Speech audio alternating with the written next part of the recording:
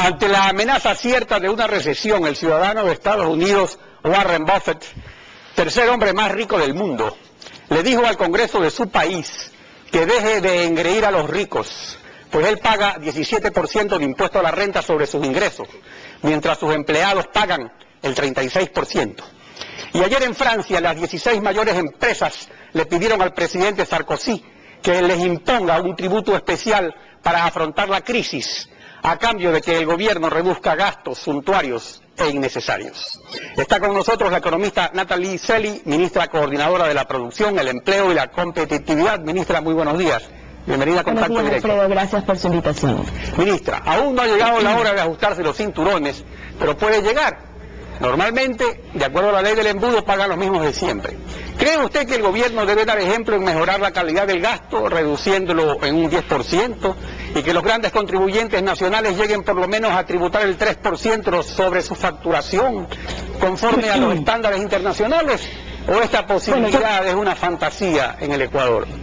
Bueno, yo quisiera empezar diciendo que justamente se explora las posibilidades de una nueva recesión global o inclusive una segunda depresión global originada por la crisis en el mundo de desarrollo, por la crisis de deuda y el excesivo apalancamiento de grandes economías como la economía norteamericana, la economía y ciertas naciones de Europa, y la falta de crecimiento. El mundo sigue creciendo gracias al desarrollo pujante de China, India y las naciones emergentes de Asia. ¿Cómo esto nos afectaría y cómo enfrentar? Miren, un reciente documento de la CEPAL dice que la mejor política contracíclica es una política fiscal progresiva, y yo creo que en eso en nuestro gobierno ha avanzado, y cada vez la importancia de los ingresos petroleros en el presupuesto del Estado es muchísimo menos. De hecho, es realmente envidiable que Ecuador en tan solo 4 años haya incrementado la carga tributaria y que esta sea cada vez más progresiva en 3 puntos del PIB. Perdón, pero eso lo digo especialmente para las personas naturales.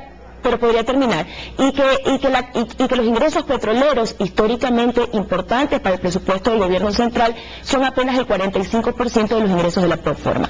Usted se refiere ahora a las personas. La reforma tributaria ha afectado a las personas jurídicas y a las personas naturales también, porque hemos hecho reformas tributarias para ambos tipos de contribuyentes. Siempre hay espacio para mejorar, tanto por el lado de la progresividad de la política tributaria, pero creo que hemos demostrado en la forma en cómo se compone, es decir, cómo los impuestos directos ahora tienen una mayor participación en esa política tributaria. En segundo lugar, es claro que los ingresos de los ecuatorianos, sobre todo los más pobres y de la clase media, han sido protegidos. Alfredo, en un reciente artículo de Rubén Norini, que fue quien predijo la crisis mundial, decía que el capitalismo pasa por crisis muy internas dentro del sistema. ¿Por qué?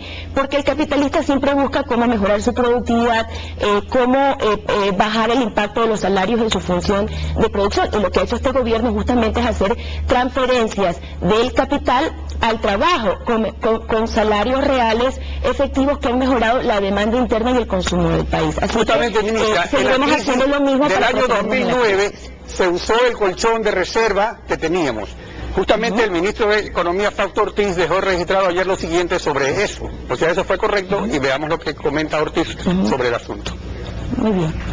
Pero vamos a ver un ejemplo como que fuera un banco, ¿no? Si un banco presta a largo plazo un crédito hipotecario a todos los clientes, pero de repente tiene una corrida bancaria y tiene que devolverle la plata a los cuentaahorristas. El banco va a estar en una situación complicada porque no puede decirle a la gente que le prestó de largo plazo, devuélvame la plata para yo hacer frente a la corrida bancaria. Y es la misma situación de las reservas. Yo necesito reservas de libre disponibilidad, reservas líquidas. El gasto corriente está financiado con ingresos corrientes, por ahí no hay problemas en el corto plazo, toda vez que la crisis todavía no está pegando al sector empresarial. La dificultad ocurre en el lado del gasto de capital, en donde este gasto de capital es financiado con deuda y con petróleo. Con deuda que tenemos dificultades en acceder, si el petróleo se cae, el gasto de capital también se cae.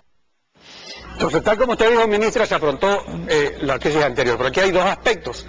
Vamos con el primero, son gastos corrientes e impuestos, o sea, eso está financiado, dice el exministro. Ahora, pero si la economía cae, también caerían los impuestos. Y si se gasta menos, habría dinero para gastos de capital sin necesidad de nuevos créditos.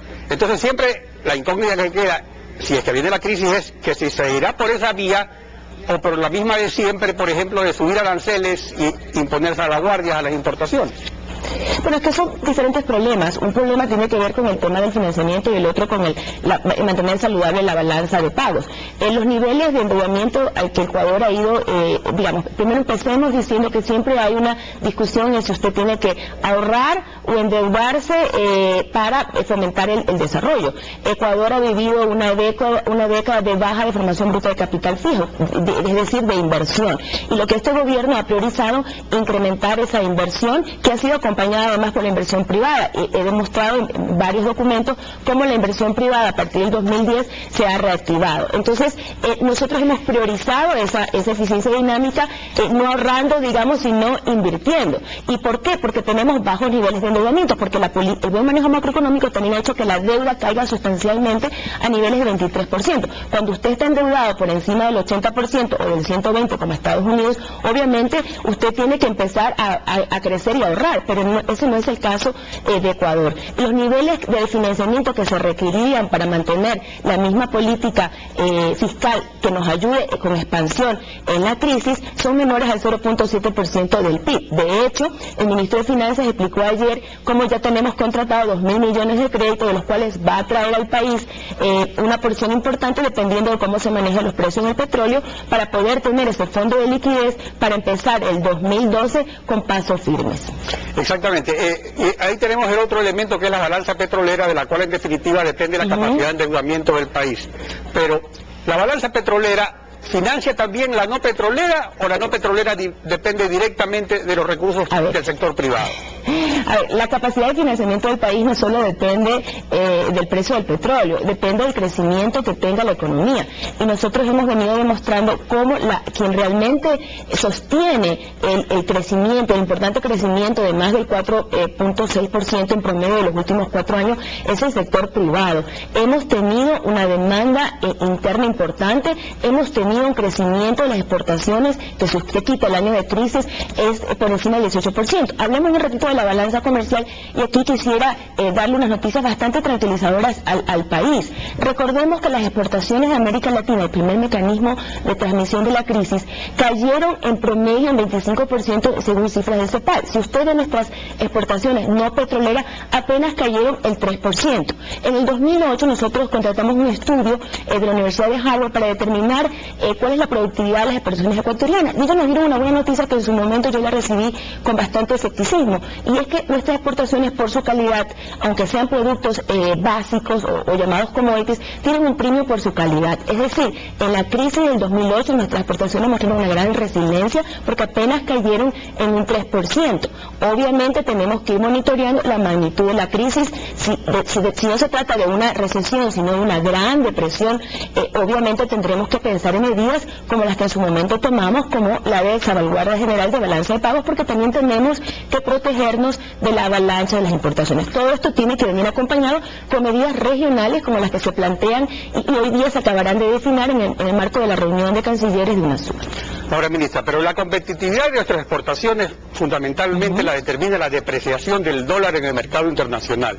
Y esta depreciación encarece importaciones de ciertos orígenes de países que revalorizan su moneda. Entonces, no es suficiente para que las importaciones se restrinjan naturalmente de países con monedas revalorizadas. En lugar de subir aranceles que pagan los consumidores, encarecen el costo de la vida. O sea, al encarecerse la importación de ciertos países, lo lógico es que importemos menos de esos países. Pero con países como tenemos monedas similares, Estados Unidos, China...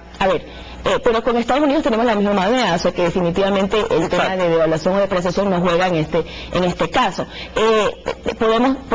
No sé si usted conoce, pero la deuda japonesa también recibió un downgrade el día anterior, lo cual ocasionó que pierda valor y que el dólar se recupere. Y lo que tenemos es una crisis de deuda en Estados Unidos, pero el dólar todavía sigue siendo la moneda de refugio internacional. Entonces, todo depende si el dólar se por eso nuestra situación es diferente que la de otros países, ministra. Por supuesto, y por eso mismo es que hemos tomado medidas diferentes a otros países, como la salvaguardia de balanza de pagos, porque no tenemos la política cambiaria que tienen otros países. Obviamente, la carrera depreciatoria de monedas es una suma cero, y sería realmente inoficioso para América Latina. Pero, ministra, ¿para qué tomar salvaguardia si naturalmente las importaciones se encarecen, por ejemplo, de Colombia y Brasil, que tenemos déficit? Entonces se redireccionan naturalmente sin necesidad de poner salvaguardias. Bueno, esa es su opinión y yo la respeto, pero no la comparto desde mi punto de vista de economista. Usted podría argumentar que porque depende de la elasticidad de demanda de las importaciones, Alfredo. Existen algunas importaciones que son más elásticas y otras que son menos elásticas. Si yo tengo grandes ingresos y realmente el porcentaje de productos de la canasta básica apenas representa el 5% de mi ingreso, yo voy a seguir consumiendo vino, no importa los aranceles y no importa la depreciación o la apreciación de las monedas. Entonces, lo importante aquí es la elasticidad demanda que tienen las importaciones y cómo se comportan en la crisis. Yo coincido que un shock que afecte los ingresos internos de los ingresos de los ecuatorianos, obviamente ajusta la demanda, pero no la ajusta en los niveles necesarios para mantener los niveles macroeconómicos. Y eso es lo que justifica la intervención del Estado a través de salvaguardas, que no las descartamos en casos extremos de una recesión aguda. Pero la idea sería defender, como usted lo dijo hace poco, el nivel de poder adquisitivo de la población. Por supuesto, nosotros tenemos un plan anticrisis que de alguna manera, algunas son reformas estructurales que de alguna manera las tenemos que hacer, con crisis o sin crisis. Mejorar la calidad del gasto, obviamente, es una tarea permanente y continua del gobierno nacional, para eso existen las evaluaciones de la inversión pública. En segundo lugar, es muy importante rescatar el rol de la política fiscal como una política contracíclica, haciendo nuestra política tributaria cada vez más progresiva. En segundo lugar, mantener el nivel de consumo, el nivel de salario de los ecuatorianos, mantener nuestros esquemas de protección social y sobre todo mantener la inversión que genere la producción nacional, la sustitución estratégica de importaciones y fomentos personales. Finalmente, todo el rubro de infraestructura que en este gobierno ha apostado muchísimo en términos de competencias técnicas se tiene que mantener y se va a mantener, porque los países en desarrollo están interesados en financiar esas proyectos de infraestructura que además tienen sus ingresos propios, su rentabilidad económica y social, que hace que ese endeudamiento no sea peligroso. Ministra, gracias por acompañarnos hoy en Contacto Directo.